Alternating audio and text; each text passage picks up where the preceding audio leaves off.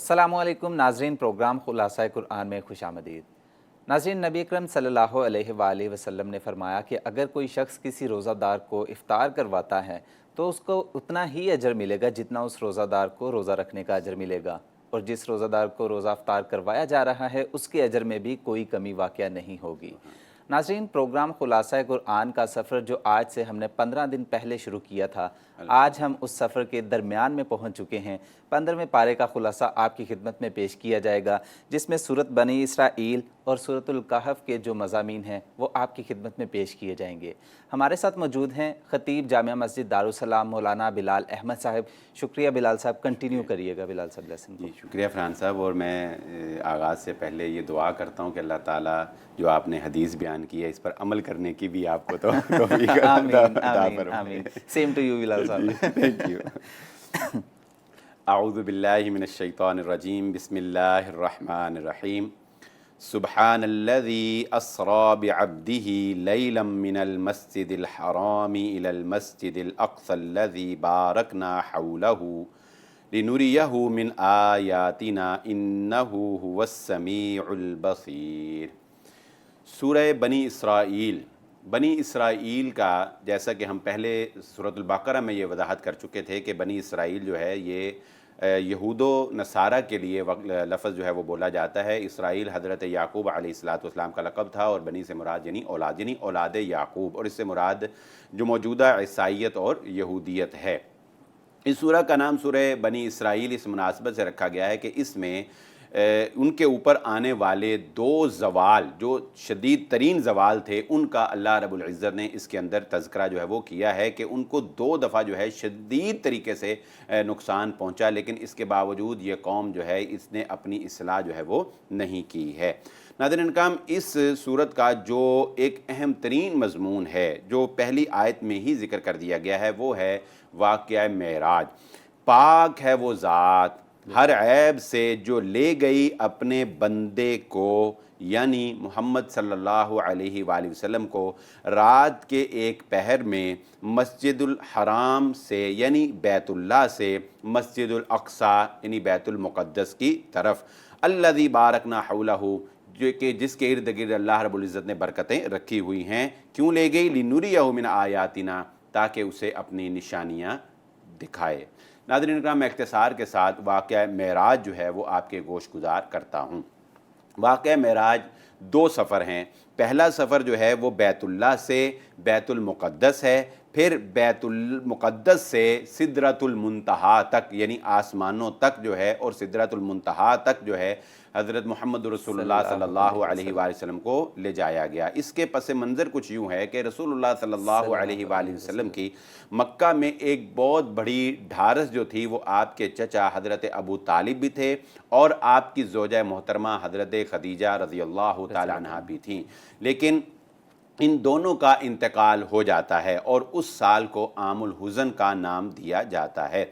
जब ये इन दोनों का इंतकाल हो गया तो नबी सल्लल्लाहु अलैहि वसल्लम मक्के वालों से मायूस हो गए कि अब मक्के वाले आपकी बात नहीं मानेंगे, ईमान नहीं लाएंगे। फिर आप ताइफ गए, ताइफ में भी आप सल्लल्लाहु अलैहि वसल्लम की शदीद नाकदरी की गई।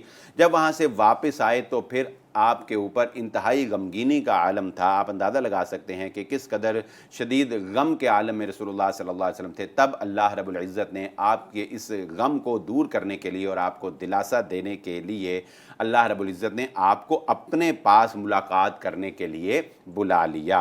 ये बहुत ही प्यारी और बहुत ही खूबसूरत मुलाकात थी जो अल्लाह रब्बुल इज़्ज़त से मोहम्मद रसूलुल्लाह सल्लल्लाहु अलैहि वसल्लम ने की। इस मुलाकात का आगाज़ कुछ इस तरह होता है कि आप बैतुल मुक़द्दस जाते हैं और वहाँ पर अल्लाह रब्बुल इज़्ज़त ने तमाम अंबिया इकराम को, नाज़रीन इकराम ये सब बातें कैसे हुई, ये गैब पर ईमान रखने से ताल्लुक़ रखती हैं, हम इनको समझ नहीं सकते। आखिर में हम जिक्र करेंगे कि ये सिर्फ सुनकर ईमान लाने वाली बात है। वहाँ पर अल्लाह रब्बुल इज़्ज़त ने तमाम अंबियाए इकराम को जमा किया اور حضرت جبرائیل अलैहिस्सलाम ने तमाम नबियों की इमामत के लिए जिस हस्ती को आगे किया वो मेरे और आपके नबी मुहम्मदुर रसूलुल्लाह सल्लल्लाहु अलैहि वसल्लम थे। आपके सामने वहाँ पर दूध और शराब पेश की गई, आपने दूध को तनावुल फरमाया। हज़रत जिब्राइल अलैहिस्सलाम फरमाते हैं कि आपने फ़ितरत को का इंतखाब किया, जो अल्लाह रब्बुल इज़्ज़त ने इंसान की तबा के मुताबिक दूध जो है वो पैदा किया है, और शराब जो है वो हराम कर दी गई। उसके बाद ये सफ़र आगाज़ होता है, रसूलुल्लाह सल्लल्लाहु अलैहि वसल्लम आसमानों की तरफ जाते हैं। जाते हुए रास्ते में नाज़रीन किराम मैं ये तज़किरा भी करता चलूँ कि एक वक्त ऐसा आता है कि आप एक जगह से गुजरते हैं और पूरी फ़ज़ा में खुशबू ही खुशबू फैली हुई है। नबी सल्लल्लाहु अलैहि वसल्लम पूछते हैं ये खुशबू किस चीज़ की है? तब हज़रत जिब्राइल अलैहिस्सलाम आपको बताते हैं, ये वाक़या लंबा है लेकिन मैं इख्तिसार से इशारा करता चलूँ कि फ़िरऔन की एक मुलाज़िमा थी जो हज़रत मूसा अलैहिस्सलाम पर ईमान ले आई थी। फ़िरऔन ने तपते हुए तेल के अंदर उसके सामने उसके 2 बच्चों को जो है वो फेंका, और तीसरा बच्चा जो उसकी गोद में था जब उसको फेंकने लगे, उससे जुदा किया तो उसके आसाब ने जवाब दिया, तो अल्लाह रब्बुल इज़्ज़त ने उस बच्चे को क़ुव्वत गोयाई अता की। वो बचपन में गोद में बोलने लगा और उसने कहा, ए माँ परेशान ना हो, इस कुर्बानी के बदले अल्लाह ने हमें जन्नत अता करनी है। तब उसका हौसला बंधा और उसने ये आखिरी ख्वाहिश फ़िरौन से इजहार किया कि मेरी आखिरी ख्वाहिश है कि मेरे और मेरे बच्चों की हड्डियों को एक कब्र के अंदर दफन किया जाए। नाज़रीन फ़िरौन ने उसको भी तेल के अंदर फेंक दिया। हज़रत जिब्राइल अलैहिस्सलाम ने बताया मोहम्मद सल्लल्लाहु अलैहि वसल्लम, ये जो खुशबू आ रही है ये उस मुलाजिमा की कब्र से आ रही है, उसकी कब्र जो है वो यहाँ पर है। उसके बाद रसूलुल्लाह सल्लल्लाहु अलैहि वसल्लम को आसमानों पर ले जाया गया और पूछा गया, हज़रत जिब्राइल अलैहिस्सलाम ने हर आसमान पर दरवाज़ा खटखटाया, पूछा कौन है? बताया गया मोहम्मद सल्लल्लाहु अलैहि वसल्लम है। पूछा बुलाए गए हैं? कहा हाँ ये मेहमान हैं। फिर दरवाज़ा खोला गया। आपने वहाँ पर अंबिया इकराम से भी जो है वो मुलाकात की।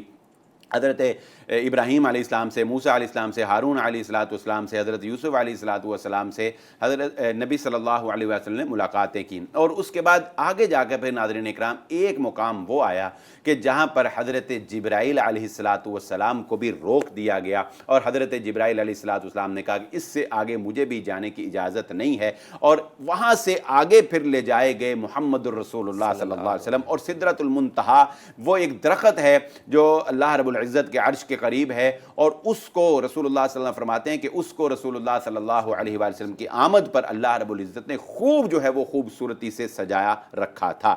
यहाँ पर फिर मुहम्मदुर रसूलुल्लाह सल्लल्लाहु अलैहि वसल्लम की बग़ैर किसी वास्ते के आज तक जितनी भी बातें हुई दरमियान में हज़रत जिब्राइल अलैहिस्सलाम का वास्ता मौजूद था। या इससे पहले हज़रत मूसा अलैहिस्सलाम को कलीमुल्लाह कहा जाता है कि उनसे अल्लाह रब्बुल इज़्ज़त ने बग़ैर किसी वास्ते से कलाम किया था। मगर ये कुर्बत वो उनसे कलाम होता था वो ज़मीन पर ही होते थे, मगर ये कुर्बत जो नबी सल्लल्लाहु अलैहि वसल्लम को मुयस्सर हुई, ये नबियों में किसी और को मुयस्सर ना आई कि अल्लाह रब्बुल इज़्ज़त ने अपने पास बुलाया और तमाम जो दरमियान में रुकावटें थी, जो वास्ते थे, वो ख़त्म कर दिए गए, और रसूलुल्लाह सल्लल्लाहु अलैहि वसल्लम डायरेक्ट अल्लाह रब्बुल इज़्ज़त से हम कलाम होते हैं। और यहाँ पर रसूलुल्लाह सल्लल्लाहु अलैहि वसल्लम को नाज़रीन किराम नमाज का तोहफ़ा जो है ये इनायत किया गया। वो लंबी हदीस है कि ये पहले 50 नमाजें थीं। रसूलुल्लाह सल्लल्लाहु अलैहि वसल्लम वापस आए, हज़रत मूसा अलैहिस्सलाम ने कहा फिर जाइए, कम करवाइए, आपकी उम्मत नहीं पड़ेगी। फिर गए, कम करवाते करवाते ये 5 रह गईं, और ये एजाज़ है कि हम 5 नमाज़ें पढ़ेंगे लेकिन हमें सवाब 50 नमाज़ों का ही दिया जाएगा। रसूलुल्लाह सल्लल्लाहु अलैहि वसल्लम को यहाँ पर जन्नत की सैर भी करवाई गई, और आपको जन्नत में जब आप गए तो 2 वाक़यात काबिल ज़िक्र हैं। आपने अपने आगे चलने की आवाज़ को सुना तो पूछा ये कौन है? फरमाया ये आपकी उम्मती बिलाल हबशी हैं। ज़मीन पर चलते हैं, आसमान में जन्नतों में आवाज़ें आ रही हैं। आपने अपने महल के सामने हज़रत उमर इब्न ख़त्ताब रज़ी अल्लाह तआला अन्हु का महल भी देखा। आपने फरमाया मुझे उमर की गैरत याद आ गई, मैं उस महल में दाखिल नहीं हो सका। नबी सल्लल्लाहु अलैहि वसल्लम को जन्नत के और भी मनाज़िर जो है वो दिखाए गए, और इसके साथ साथ जो है वो जहन्नुम के मनाज़िर जो हैं वो भी रसूलुल्लाह सल्लल्लाहु अलैहि वसल्लम को दिखाए गए हैं। और रसूलुल्लाह सल्लल्लाहु अलैहि वसल्लम ने औरतों को इसीलिए ईदगाह में जो है वो तलकीन की थी कि तुम ज़्यादा सदका किया करो कि मैंने जहन्नुम में तुम्हारी कसरत को देखा है कि तुम बहुत ज़्यादा नाशुक्री और लान तान करने वाली हो। रसूलुल्लाह सल्लल्लाहु अलैहि वसल्लम आखिरी बात जो काबिल ज़िक्र है, जब वापस तशरीफ़ लाए तो आप सल्लल्लाहु अलैहि वसल्लम ने मुशरिकीन मक्का को बताया कि मैं इस तरह जो है वो आसमानों की सैर करके आया हूँ। तो नाज़रीन इकराम ये बात मानने के लिए आज इतनी टेक्नोलॉजी की दौर में भी अगर कोई कहे तो हम कहेंगे नहीं भाई ये तो मुमकिन ही नज़र नहीं आता। लेकिन देखा ये जाएगा कि कहने वाले कौन हैं, कहने वाले कौन हैं ये देखा जब जाएगा तो फिर आंखें बंद करके मान लिया जाएगा कि ये बात सच है। किस तरह, जिस तरह हज़रत अबू बकर सिद्दीक़ रज़ी अल्लाह तआला अन्हु से अबू जहल ने कहा, अबू जहल कहता है, इम्तिहान लेता है हज़रत अबू बकर सिद्दीक़ रज़ी अल्लाह तआला अन्हु का تمہارا کیا خیال ہے اگر کوئی شخص یہ کہے کہ میں ایک رات میں بیت اللہ سے بیت المقدس گیا اور بیت المقدس سے سدرۃ المنتہا تک گیا تو کیا تم مان لو گے؟ حضرت ابوبکر صدیق رضی اللہ تعالیٰ عنہ فرماتے ہیں کہ نہیں، میں نہیں مانوں گا۔ تو جو ابو جہل ہے وہ کہنے لگتا ہے کہ پھر یہ بات تمہارے دوست تمہارے نبی محمد صلی اللہ علیہ وسلم نے کہی ہے۔ حضرت ابوبکر کہتے ہیں اگر انہوں نے کہی ہے تو ابوبکر تصدیق کرتا ہے۔ آپ کا لقب ابوبکر کے ساتھ صدیق لگ گیا۔ ابوبکر سچا انسان، وہ سچے انسان جس نے بغیر دیکھے، بغیر محمد صلی اللہ علیہ وسلم سے پوچھے، جب ابو جہل نے کہا کہ یہ باتیں محمد کہتے ہیں صلی اللہ علیہ وسلم، حضرت ابوبکر صدیق رضی اللہ تعالیٰ نے نہیں سوچا کہ کیا بات ہے، کہا جب وہ کہتے ہیں تو ابوبکر ایمان لایا۔ ناظرین اکرام، واقعہ معراج پر ہمارا ایمان ہونا چاہیے کیونکہ یہ قرآن کے اندر بیان ہوا، صحیح احادیث کے اندر جو ہے وہ بیان ہوا، اور یہ ایمان بالغیب سے تعلق رکھتا ہے۔ عقل مانتی ہے یا نہیں مانتی؟ ہم مانتے ہیں کہ نبی صلی اللہ علیہ وسلم کو معراج ہوا۔ ناظرین کرام، پروگرام میں وقت ہوا ہے ایک بریک کا، ہمارے ساتھ رہیے گا۔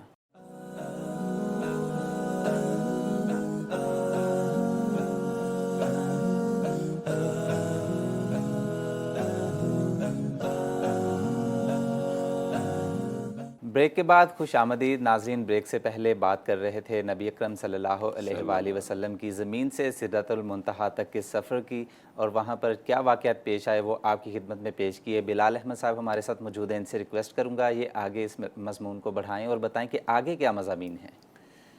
اعوذ باللہ من الشیطان الرجیم، بسم اللہ الرحمن الرحیم۔ سورہ بنی اسرائیل جو ہے وہ جاری ہے۔ سورہ بنی اسرائیل کی آیت نمبر 25 میں اللہ رب العزت نے والدین کا ادب اور احترام جو ہے وہ ناظرین اکرام اس کا تذکرہ کیا ہے۔ ہر نوجوان کو یہ چاہیے کہ اپنے والدین کا ادب ملحوظ خاطر رکھے، اور وہ کس درجہ ہے۔ فرماتے ہیں اللہ رب العزت وَقَضَىٰ رَبُّكَ أَلَّا تَعْبُدُوا إِلَّا إِيَّاهُ وَبِالْوَالِدَيْنِ إِحْسَانًا۔ تیرے رب نے یہ فیصلہ کر دیا کہ اللہ کے علاوہ کسی اور کی عبادت نہیں کی جائے گی، وَبِالْوَالِدَيْنِ إِحْسَانًا، اور اللہ رب العزت کے حق کے بعد اگر تمہارے اوپر کسی کا حق ہے تو وہ تمہارے والدین کا ہے۔ والدین کے ساتھ حسن سلوک کیا جائے گا۔ اما یبلغن عندک الکبر احدہما او کلاہما فلا تقل لہما اف ولا تنہرہما، اگر وہ دونوں یا ان دونوں میں سے کوئی ایک بڑھاپے کی حالت میں تمہارے پاس پہنچ جائے تو فلا تقل لہما اف، ان کو اف بھی نہیں کہنا، ولا تنہرہما، اور ان کو ہرگز ہرگز نہیں ڈانٹنا، وقل لہما قولا کریما، اور ان کے ساتھ بات بھی بڑی نرمی اور عاجزی کے محبت کے انداز میں کرنی ہے، وخفض لہما جناح الذل من الرحمہ، اور ان کے لیے عاجزی کے اور رحمت کے، نرمی کے باہیں پھیلا دینی ہیں، وقر رب ارحمہما کما ربیانی صغیرا، اور کہو اے میرے رب ان دونوں کے اوپر رحمت نازل فرما جس طرح کے بچپن میں انہوں نے مجھ پر رحم کرتے ہوئے میری پرورش کی۔ ناظرین اکرام، یہ آخری آیت جو ہے یہ تمام بات کا نچوڑ ہے کہ اللہ رب العزت نے فرمایا کہ تم ان کو اف بھی نہ کہو، تم ان کی عاجزی کی باہیں بھی پھیلا دو، تم ان کی خدمت جو ہے وہ بھی بجا لاؤ، لیکن اس کے باوجود تم ان کا حق ادا نہیں کر سکتے۔ حق ادا کرنے کے لیے تمہیں اللہ سے کہنا پڑے گا اللہ ہم نے تو اپنے تئیں خدمت کر لی، ہم حق ادا نہیں کر سکتے، تو ان کے احسانات کے بقدر ان کے اوپر رحمت نازل فرما۔ جی ہاں ناظرین اکرام، والدین وہ ہستی ہے کہ اگر آپ اپنے والدین کو اپنے کندھوں پر اٹھا کر حج کے لیے پیدل سفر کرنے کے لیے لے جائیں اور طواف بھی پیدل کروائیں اور پھر واپس لے کر بھی آئیں تو آپ ان کی ایک رات جو انہوں نے جاگی اس کا حق بھی ادا نہیں کر سکتے۔ ساری زندگی اگر آپ اپنی ماں کے قدموں میں بیٹھ کر اس کے قدم دباتے رہیں تو آپ ایک تکلیف جو اس نے پیدائش کے وقت برداشت کی اس کا بھی حق ادا نہیں کر سکتے۔ ساری زندگی اگر اپنی ماں کے لیے آپ خدمت اور عاجزی کی باہیں پھیلا دیں تو 2 سال تک اس نے آپ کو دودھ پلایا، آپ اس کا بدلہ نہیں چکا سکتے۔ جی ہاں ناظرین اکرام، ماں باپ وہ ہستی ہیں کہ جنہوں نے تمہارے لیے غائبانہ طور پر دعائیں کی، تم کامیاب ہوتے چلے جاتے تھے اور تمہیں لگتا تھا کہ تمہاری محنت ہے، نہیں، تمہاری محنت کے پیچھے تمہیں کامیاب کروانے والی جو دعائیں تھیں وہ کسی اور کی نہیں، تمہارے ماں باپ کی دعائیں تھیں۔ جب تمہیں چلنا نہیں آتا تھا تو جس نے تمہیں چلنا سکھایا، جب تمہیں بولنا نہیں آتا تھا تو جس نے تمہیں بولنا سکھایا، جب تمہیں پاکی ناپاکی کا پتہ نہیں تھا تو جس نے تمہیں پاک رکھا وہ کوئی اور نہیں، تمہارے ماں باپ تھے۔ تمہیں خشکی پر لٹا کر جو گیلی جگہ پر पर लेटा करते थे वो तुम्हारे माँ बाप थे, जिन्होंने धूप की तपिश को बर्दाश्त किया, जिन्होंने सर्दी की शिद्दत को बर्दाश्त किया, जिन्होंने लोगों के तानों को बर्दाश्त किया, जिन्होंने तुम्हारी खुशी को अपनी खुशी से औला रखा। तुम हल्की सी तकलीफ में जाते थे तो उनकी जान निकल जाती थी, तुम्हारी एक आह पर उनको तकलीफ महसूस होती थी, चोट तुम्हें लगती थी, दर्द उनको होता था। ये कौन थे नाज़रीन इकराम? ये कोई और नहीं, ये तुम्हारे माँ बाप थे। जी हाँ, यही तुम्हारे माँ बाप हैं कि जिनकी रज़ा में अल्लाह की रज़ा है। वो तुम्हारा बाप है जो जन्नत का दरवाज़ा है। वो तुम्हारी माँ है जिसके कदमों के तले अल्लाह रब्बुल इज़्ज़त ने जन्नत रखी है। तुम्हारा अपना तो कुछ नहीं है, ना तुम्हारा माल अपना, तुम्हारा जिस्म अपना नहीं है कि रसूलुल्लाह सल्लल्लाहु अलैहि वसल्लम ने फरमाया था तुम्हारा माल भी तुम्हारे बाप का और तुम्हारी जान भी तुम्हारे बाप की है। रसूलुल्लाह सल्लल्लाहु अलैहि वसल्लम ने यह भी फरमाया कि तुम्हारी माँ 3 दर्जे ज्यादा तुम्हारे हुस्न सलूक का हक रखती है और उसके बाद जो ये हक रखता है वो कोई और नहीं, वो तुम्हारा बाप है। जी हाँ नाज़रीन इकराम, ये माँ बाप हैं कि जिनको अल्लाह रब्बुल इज़्ज़त ने ये मुकाम व मर्तबा दिया है, तो क्यों ना इंसान इनकी खिदमत करके जन्नत पाले। और अगर किसी ने माँ बाप की कदर और कीमत जाननी हो तो वो पूछे उस दुर्रे यतीम से जो रहमतुल लिल आलमीन करार पाए, मोहम्मद मुस्तफ़ा सल्लल्लाहु अलैहि वसल्लम, आमना के लाल, लेकिन वो अपनी पैदाइश से पहले बाप की शफ़क़त से महरूम हो चुके थे। वो माँ की ममता को भी नहीं देख सके थे। वो माँ की कब्र पर आंसू बहाते जाते थे और अपनी उम्मत को ये तलकीन करते चले जाते थे, यतीम को कभी न सताना, यतीम को कभी न सताना। यतीम की कफालत करने वाला मेरे साथ ऐसे ही होगा जन्नत में जैसे ये 2 उंगलियां होती हैं। जी हाँ नाज़रीन इकराम, माँ बाप का जो दिल जो है वो कभी भी इंसान को नहीं दुखाना चाहिए। मैं अपनी बात का इख्तिताम इन अल्फाज पे करूंगा कि मोहब्बत तकती रहती है, मोहब्बत तकती रहती है, भरोसा टूट जाता है, जरा सी चोट से शीशा टूट जाता है। मोहब्बत तकती रहती है, भरोसा टूट जाता है, जरा सी चोट से शीशा टूट जाता है। बड़ा नाजुक है ये आबगीना माँ के सीने में, बड़ा नाजुक है ये आबगीना माँ के सीने में, निगाहें फेर ले बेटा तो कलेजा टूट जाता है। ये कलेजा नाज़रीन इकराम टूटना नहीं चाहिए। आगे अल्लाह रब्बुल इज़्ज़त ने सूरह बनी इसराइल में फरमाया, वला तमशी फिल अर्ज़ि मरहा इन्नका लन तखरिकल अर्ज़ वलन तबलुगल जिबाल तूला। इंसान तेरी औकात क्या है, तेरी हैसियत क्या है? तू अपने आप को बड़ा मुतकब्बिर समझता है। वला तमशी फिल अर्ज़ि मरहा, ज़मीन पर अकड़ करना चला करो, तुम ज़मीन को फाड़ नहीं सकते। क्या औकात है तुम्हारी? अल्लाह रब्बुल इज़्ज़त इंसान को उसकी औकात पता कैसे याद कराते हैं? कहते हैं देखो, जब तुम मर जाते हो तो मरने वाले की आंखों को कभी देखा है? उसकी आंखें खुली होती हैं ना, मरने वाले की आंखें खुली होती हैं। जो ज़िंदगी में कहता था ये मेरे बाएं हाथ का कमाल है, जो ज़िंदगी में कहता था मेरे एक टेलीफोन पर काम होते हैं, जो ज़िंदगी में कहता था मेरा नाम लेना तुम्हारा काम हो जाएगा, जो ज़िंदगी में कहता था मैं पहलवान हूँ, मुझे कोई पछाड़ नहीं सकता, मुझे कोई हरा नहीं सकता, मैं खिलाड़ी हूँ, मुझे कोई निकाल नहीं सकता, मैं वो जवान मर्द हूँ जिसे कोई शिकस्त नहीं दे सकता। आज हम तुम्हें बताते हैं तुम्हारी हैसियत क्या है। तुम तो अपनी पलकें भी अपनी मर्जी से नहीं गिरा सकते हैं। ये तकब्बुर अल्लाह की चादर है, इंसान को तकब्बुर ज़ेब नहीं देता। अल्लाह रब्बुल इज़्ज़त फरमाते हैं ऐसे अकड़ अकड़ कर ज़मीन पर चलकर मुतकब्बिर बनने की कोशिश जो है वो ना किया करो। आगे नाज़रीन इकराम, सूरह बनी इसराइल में एक बड़ा अहम सवाल जो है, जो मुशरिकीन ने, बल्कि यूँ समझ ली कि यहूदियों ने, बेसिकली मुशरिकीन ने, लेकिन यहूदियों की वसातत से रसूलुल्लाह सल्लल्लाहु अलैहि वसल्लम से पूछा, और इस सवाल पर इस बात का इन्हिसार था कि आप इसका जवाब क्या देते हैं, उससे पता चलेगा कि नबी सल्लल्लाहु अलैहि वसल्लम सच्चे नबी हैं या झूठे नबी हैं। फरमाए वयसअलूनका अनिर रूह कुलिर रूह मिन अम्रि रब्बी वमा ऊतीतुम मिनल इल्मि इल्ला कलीला। ए नबी सल्लल्लाहु अलैहि वसल्लम, वो आपसे रूह के बारे में सवाल करते हैं, कह दीजिए कि रूह जो है ये मेरे रब का हुक्म है, रूह अम्रे रब्बी है, इसकी हकीकत को कोई इंसान नहीं जान सकता। ये अल्लाह ने अपने हुक्म से फ़ैज़ा सव्वैतु व नफ़ख्तु फ़ीहि मिन रूही फ़क़अू लहू साजिदीन, ये अल्लाह ने अपनी जानिब से इंसान के अंदर फूंक दी है। ये अम्रे रब है और जो हमें इल्म दिया गया है वो बहुत थोड़ा है, यानी हम अपने कलील इल्म से रूह की जो हकीकत है उस तक नहीं पहुंच सकते। यही वो सही और दुरुस्त जवाब था जो वो जानना चाहते थे, जो मोहम्मद रसूलुल्लाह सल्लल्लाहु अलैहि वसल्लम की हकानियत पर दलालत करता था। ناظرین اکرام، پروگرام میں وقت ہوا چاہتا ہے ایک بریک کا۔ بریک پر جانے سے پہلے ایک دعا ہے کہ اللہ تعالی ہمیں اس زمین پر عاجزی سے رہنے کی توفیق عطا فرمائیں اور ہمیں اپنے والدین کی اطاعت و خدمت کرنے کی بھی توفیق عطا فرمائیں۔ ہمارے ساتھ رہیے گا۔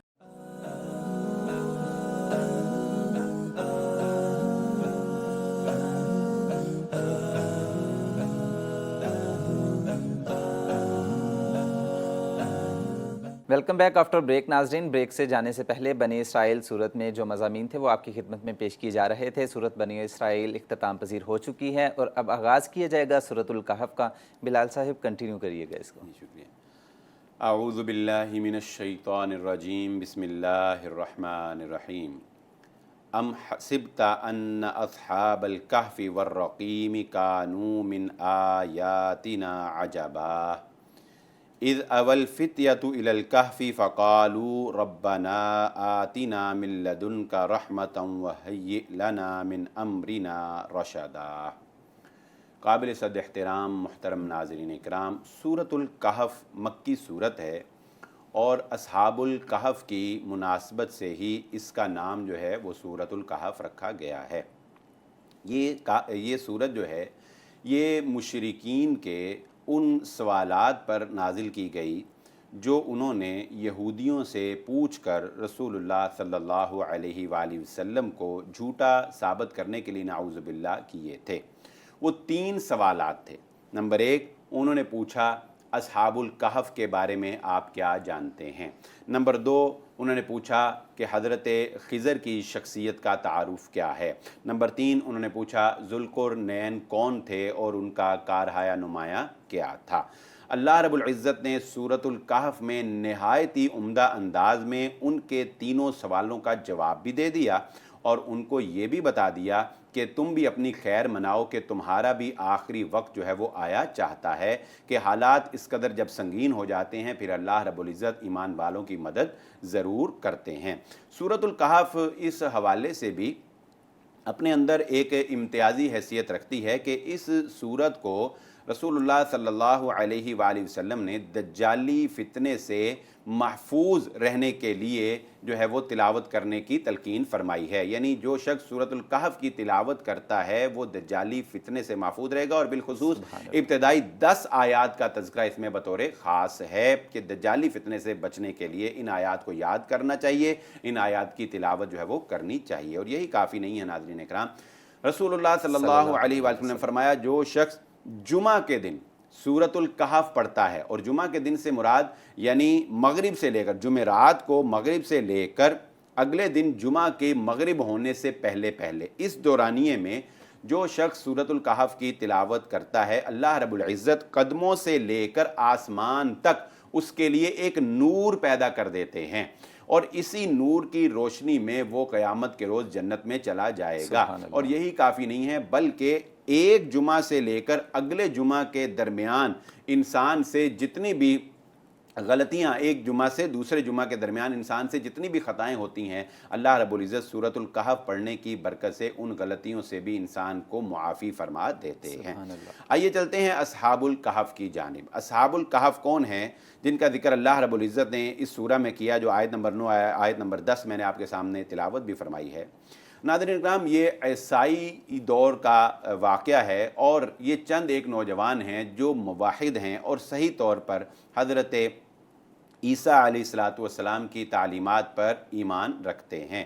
ان کے دور میں ایک بادشاہ جو بت پرستی کو فروغ دینا چاہتا ہے وہ اپنی حکومت قائم کرتا ہے، اور وہ جبری طور پر یہ قانون نافذ کر دیتا ہے کہ جو شخص بھی جو ہے بت پرستی کو نہیں مانے گا اس کو موت کے گھاٹ اتار دیا جائے گا۔ یہ چند ایک نوجوان جو ہیں یہ بادشاہ کی بات ماننے سے انکار کر دیتے ہیں۔ بادشاہ ان کو اپنے دربار میں بلاتا ہے، چونکہ یہ نوجوان اچھے خاندانوں سے تعلق رکھنے والے ہوتے ہیں، اس لیے بادشاہ جب ان سے یہ پوچھتا ہے کہ تم کس پر ایمان لاتے ہو تو یہ کہتے ہیں کہ ہم حضرت عیسیٰ علیہ السلام پر اور ایک اللہ پر ایمان رکھتے ہیں۔ بادشاہ فی الفور ان کے حق میں قتل کا فیصلہ نہیں سناتا اور ان کو کہتا ہے کہ میں تمہیں کچھ دنوں کی مہلت دیتا ہوں تاکہ تم اپنے معاملے میں سوچ و بچار کر لو، اگر تم اپنے اس فیصلے پر قائم رہے تو پھر تمہارا فیصلہ بھی موت ہی ہے۔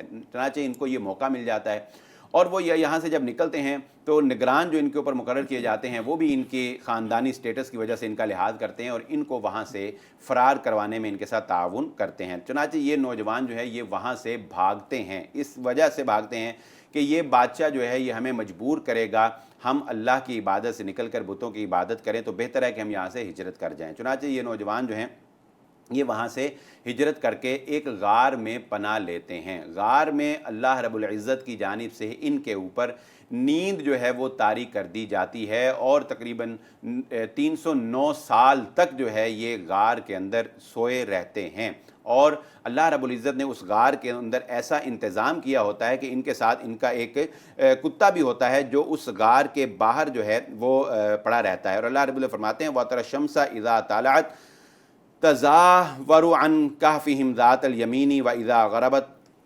تَقْرِضُهُمْ ذَاتَ الشِّمَالِ وَهُمْ فِي فَجْوَةٍ مِّنْهُ، کہ اللہ رب العزت نے ایسا انتظام کیا تھا کہ اتنے سالوں تک اگر کوئی لیٹا رہے تو آپ جانتے ہیں کہ اس کا تو جسم جو ہے وہ گل جائے گا ایک ہی جگہ کے اوپر، لیکن اللہ رب العزت نے روشنی کا ایسا انتظام کیا کہ سورج چڑھتے ہوئے بھی ایک خاص طریقے سے جو ہے وہ ان کے اوپر پڑتا تھا، اور غروب ہوتے ہوئے بھی ایک خاص طرح سے حرارت اور روشنی ان تک پہنچتی تھی، اور یہ اس میں کروٹیں جو ہیں وہ لیتے رہتے تھے۔ اور وہ کتا جو باہر اپنے پاؤں کو پھیلائے ہوئے بیٹھا ہوا تھا اس کا مقصد بھی یہ تھا کہ اللہ رب العزت فرماتے ہیں کہ اگر آپ ان کو دیکھیں تو ایک ہیبت جو ہے وہ آپ کے اوپر طاری ہو جائے اور کوئی ان کے قریب جو ہے وہ بھٹکنے نہ پائے، یعنی اگر کوئی وہاں سے گزرتا بھی تو وہ اس کتے کی ہیبت کو دیکھ کر یہ تصور نہیں کر سکتا تھا کہ میں اندر جاؤں اور جا کر کو دیکھوں کہ اندر کون ہے۔ چنانچہ اللہ رب العزت نے ان کو وہاں پر جو ہے وہ اتنے سالوں تک جو ہے وہ سلائے رکھا، اور اس کے بعد اللہ رب العزت نے ان کو وہاں پر بیدار کیا۔ جب بیدار ہوئے تو ایک دوسرے سے پوچھتے ہیں کتنے دن رہے، کتنے دن سوئے ہو؟ تو وہ کہتے ہیں شاید ابھی ایک دن بھی پورا نہیں ہوا، ہم تو صبح سوئے تھے شام کو جاگ اٹھے ہیں۔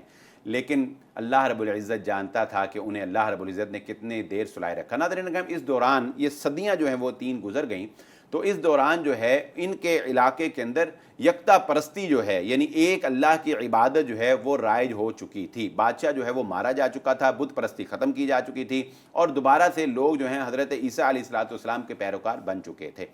یہ اپنے ایک دوست کو کہتے ہیں کہ جاؤ یہ تم سکہ لے کر جاؤ، اور دھیان سے جانا چاہیے کہ ولیتلطف، کہ نرمی سے بات کرنا، اچھے انداز میں بات کرنا، کسی کو ہمارے بارے میں پتہ نہ چلے کہ ہم یہاں پر چھپے ہوئے ہیں، اور ہمارے لیے کھانا لے کر آنا۔ جب وہ جاتا ہے اور جا کر دکاندار کے پاس اپنے وہ پرانے حال کپڑے اور وہ ایک جو صدیوں میں پہلے جو ریت اور رواج تھی اس کے ساتھ جاتا ہے، تو لوگ پہلے ہی حیرانگی کی نظر سے جو ہے دیکھ رہے ہوتے ہیں، لیکن جب جا کے وہ سکہ رکھتا ہے تو دکاندار کی عقل حیران رہ جاتی ہے کہ یہ 300 سال جو 3 صدیاں پرانا سکہ جو ہے یہ اس کے پاس جو ہے یہ کہاں سے آ گیا، اور وہ یہ سمجھتا ہے کہ شاید اس کو کوئی خزانہ ملا ہے۔ تو لہٰذا دکاندار جو ہے وہ اپنے دائیں بائیں جو ہے ان کو خبر کرتا ہے، اور اس کے بعد جو ہے اس کو حکام کے پاس لے کے جایا جاتا ہے کہ بتاؤ تمہیں کہاں سے جو ہے وہ خزانہ ملا۔ تو وہ بتاتا ہے کہ خزانہ وزانہ کوئی نہیں ملا، بلکہ میں اپنے ساتھیوں کے ساتھ اس طرح اس شہر سے نکلا تھا اور وہاں غار میں ہم جا کے سوئے تھے۔ تب ان کو پتہ چلتا ہے کہ ہم جو ہے یہ 300 سال 3 صدیاں پرانا یہ شخص ہے جس کو اللہ رب العزت نے جو وہاں پر سلائے رکھا، اور وہ سارے لوگ جو ہیں اس کے ساتھ غار میں ان کے دوستوں سے ملنے کے لیے جاتے ہیں۔ ناظرین کرام، وہاں پر وہ ان کو سلام کرتے ہیں، اور پھر ان کو وہیں پر اسی غار کے اندر، وہاں سے نکلتے نہیں، اسی غار کے اندر پھر اللہ رب العزت کی جانب سے ان کو طبعی موت جو ہے، اس سے پہلے موت نہیں تھی، نیند تھی، اس کے بعد پھر وہاں پر طبعی موت جو ہے وہ وہاں پر ان کو آ جاتی ہے، اور اسی غار کے اندر اصحاب الکہف جو ہے وہ اپنے خالق حقیقی سے جا ملتے ہیں۔ قوم کے لیے یہ ایک حیران کن بات ہوتی ہے، اور بعض لوگوں نے لکھا ہے کہ اس وقت جو ہے اگرچہ قوم جو ہے وہ اللہ رب العزت پر ایمان رکھتی تھی، لیکن آخرت پر ایمان اور زندہ ہونے کے بعد اٹھنے پر ایمان ان کا متزلزل ہو رہا تھا، کیونکہ بعض یہودی جو ہیں وہ نکال کر دلیلیں پیش کرتے تھے کہ آخرت میں دوبارہ زندگی نہیں ہوگی۔ تو جب یہ واقعہ پیش آیا تو ان کو یقین ہو گیا کہ وہ رب دوبارہ زندہ کرنے کے اوپر قادر ہے۔ پھر ایک اسی واقعے سے مناسبت سے ایک واقعہ جو ہے وہ ذکر کرتے ہیں کہ اللہ رب العزت نے نبی صلی اللہ علیہ وآلہ وسلم کو یہ تلقین فرمائی کہ جب وَلَا تَقُولَنَّ لِشَيْءٍ إِنِّي فَاعِلٌ ذَلِكَ غَدًا إِلَّا أَن يَشَاءَ اللَّهُ، کہ نبی صلی اللہ علیہ وآلہ وسلم سے جب کفار نے یہ سوال کیے نا، تو آپ صلی اللہ علیہ وآلہ وسلم نے فرمایا کہ میں کل تمہیں ان کا جواب دوں گا۔ تو کل جب آئی تو وہی نازل نہیں ہوئی، اگلے دن بھی نہیں نازل ہوئی، تاکہ کافی دنوں 15 دن کے قریب لگ بھگ جو ہے وہ وہی نازل نہیں ہوئی۔ اور پھر جب وہی نازل ہوئی تو پھر اللہ رب العزت نے اپنے نبی محمد الرسول اللہ صلی اللہ علیہ وآلہ وسلم کو یہ تلقین فرمائی کہ جب بھی انسان آپ نے کوئی کام کرنا ہو تو کہیں کہ انشاءاللہ، اگر اللہ نے چاہا، اگر اللہ نے چاہا تو میں یہ کام کل کروں گا۔ نبی صلی اللہ علیہ وسلم کے سچے ہونے میں کوئی شک نہیں تھا، لیکن یہ اللہ رب العزت کی جانب سے ایک تھوڑا سا نبی صلی اللہ علیہ وآلہ وسلم کو آگاہ کیا کہ آپ کا مقام اور مرتبہ بہت بلند ہے، آپ کی شان بہت بلند ہے، تو آپ نے اگر ایسی کوئی بات بھی کہنی ہو تو ساتھ یہ کیجئے کہ اگر اللہ نے چاہا۔ اور ہمارے لیے بھی یہ تلقین ہے کہ ہم نے جب بھی کوئی کام کرنا ہو مستقبل میں، لیکن نیت کرنے کی ہو، یہ نہ ہو کہ نیت نہ کرنے کی اور کہ انشاءاللہ انشاءاللہ، نیت کرنے کی ہو تو انشاءاللہ کہہ کر اس کام کی طرف توجہ دلانی چاہیے۔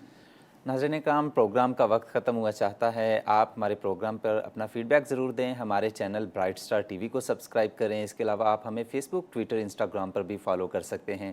کل پھر ملاقات ہوگی، اپنا بہت سا خیال رکھیں، ہمیں اجازت دیں، اللہ نگہبان۔